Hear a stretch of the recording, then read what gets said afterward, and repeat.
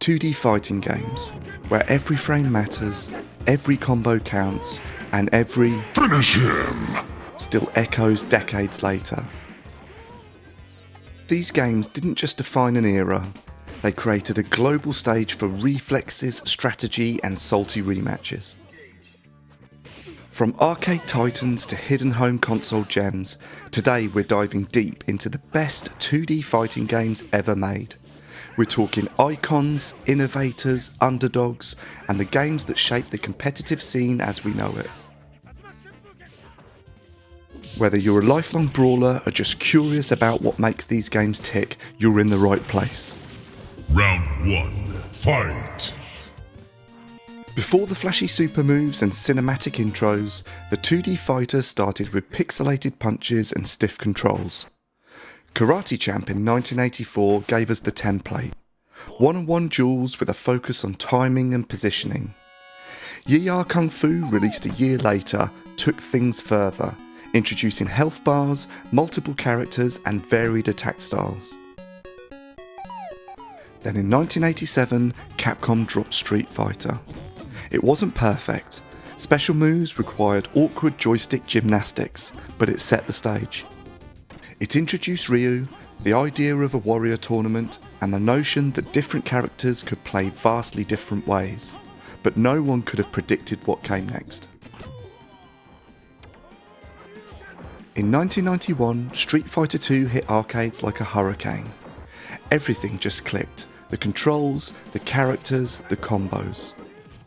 It turned fighting games from curiosities into full-blown obsessions. Arcades were packed, lineups wrapped around cabinets, and Ryu's Hadouken became a pop culture icon. Capcom kept the momentum with upgrades.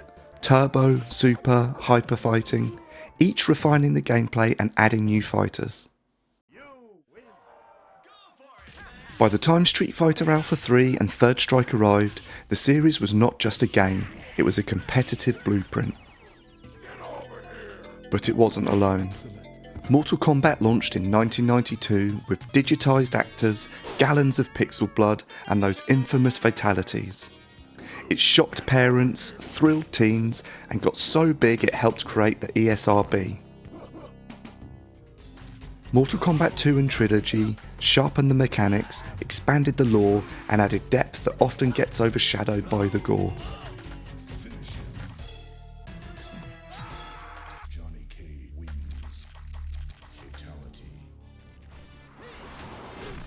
Meanwhile, SNK was playing a different game, literally. The King of Fighters 98 fused characters from multiple franchises, introducing team-based battles and incredibly deep gameplay that still holds up today. Samurai Showdown brought weapons-based combat and slower, more deliberate pacing. Darkstalkers added horror-themed flair with fluid animation and experimental systems. This was the golden age of fighting games, and they were everywhere and only getting better. Beyond the blockbusters lived a world of criminally underlooked fighters that frankly deserved more love. Garou, Mark of the Wolves, SNK's follow-up to Fatal Fury, is a masterpiece. With beautifully detailed sprite work, tight mechanics and a cast of fresh, stylish characters, it's arguably one of the best looking 2D fighters of all time. And its tactical offense position system added a layer of risk and reward not seen elsewhere. Then there's Waku Waku 7. It looks like a fever dream, cartoony, over the top, full of bizarre characters, but behind the zaniness is a surprisingly tight and fun game.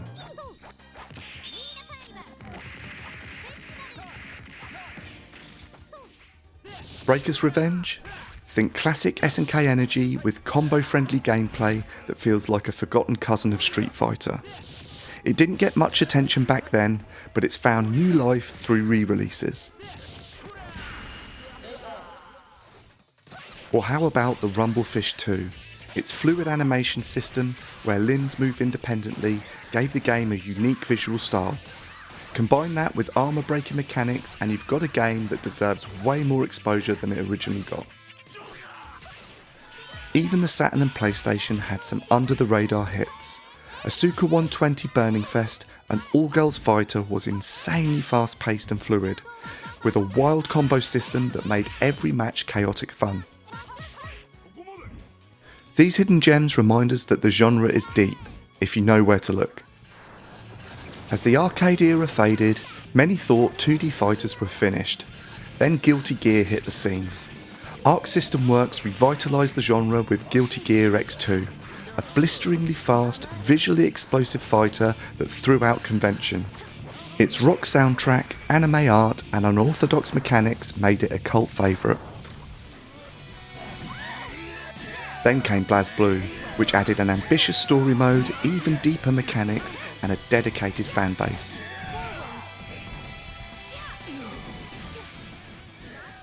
Skullgirls was something special. Hand-drawn animation, smart assists, a killer jazz soundtrack and a fantastic training mode. It wasn't just stylish, it was seriously well designed. And then came Dragon Ball FighterZ in 2018. It was fast, flashy and surprisingly accessible. It looked like the anime came to life, but underneath was a complex 3v3 fighter that dominated tournaments and online lobbies for years. Meanwhile, titles like Under the Night in Birth and Melty Blood catered for the more hardcore crowd. Tight mechanics, intricate systems and a serious competitive edge. 2D fighters weren't just surviving, they were now evolving.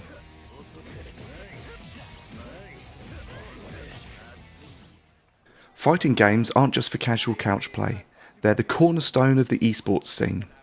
EVO, the Evolution Championship Series, has been the beating heart of competitive fighting since the late 90s. And few moments are as iconic as EVO Moment 37. Daigo Umehara's perfect parry of Justin Wong's Chun-Li in Super Street Fighter III Third Strike is still talked about 2 decades later.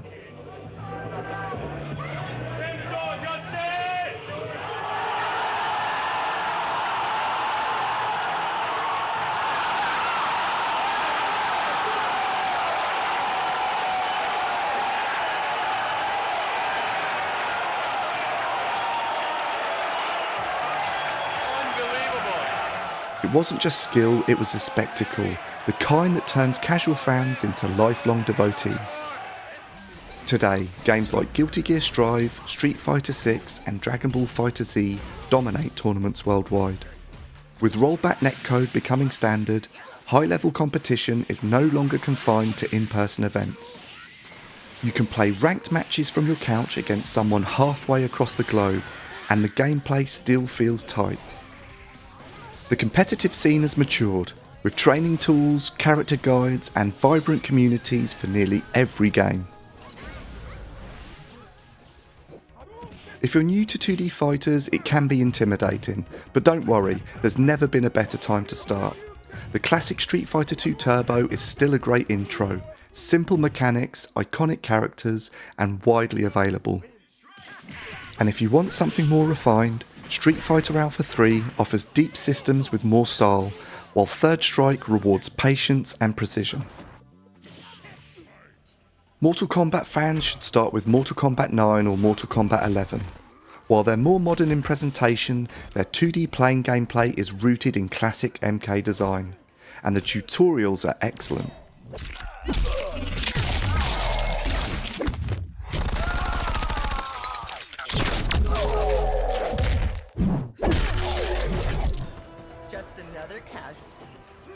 Skullgirls is one of the best starting points for beginners. It teaches you the fundamentals better than any other fighter and looks fantastic doing it. Dragon Ball FighterZ is perfect if you love a spectacle. It's fast, fun and easy to pick up with plenty of room to grow. And if you're up for a challenge, Guilty Gear Strive is both beginner friendly and deep enough for long-term investment. Most of these games are on modern platforms with robust online communities, so you can train, test your skills and grow with others. Finish her.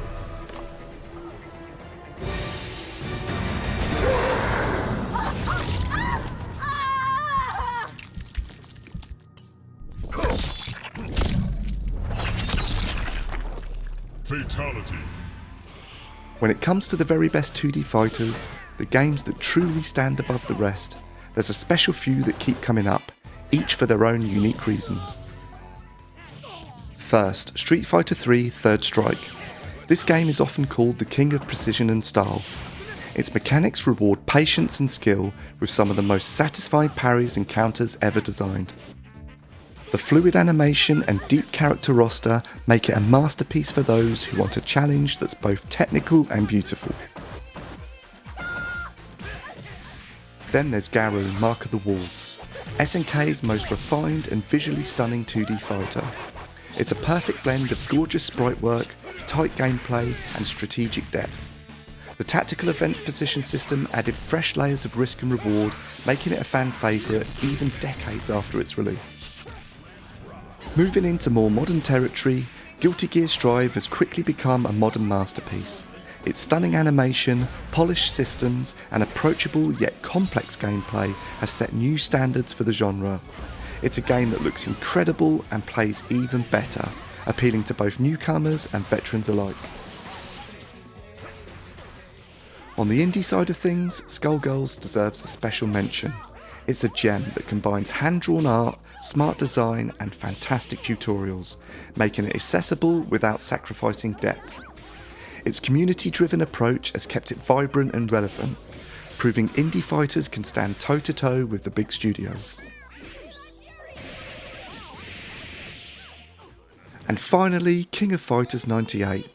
Often regarded as the ultimate SNK team battle experience, its fast-paced, balanced gameplay and massive character roster offer endless variety and strategic options, making it a timeless classic for team-based fighting game fans.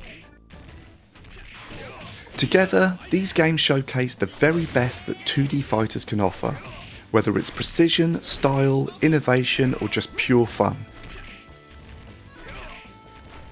From arcade beginnings to online tournaments, 2D fighting games have stood the test of time. They're not just games, they're moments, rivalries and communities. So whether you're here for the combos, the characters or just the chaos, thanks for joining me on this deep dive into one of gaming's most beloved genres. If you've got a favourite 2D fighter, drop it in the comments down below and hit that like button if you enjoyed the ride. Subscribe for more retro and modern gaming content, and as always, keep your guard up, throw those fireballs and fight on.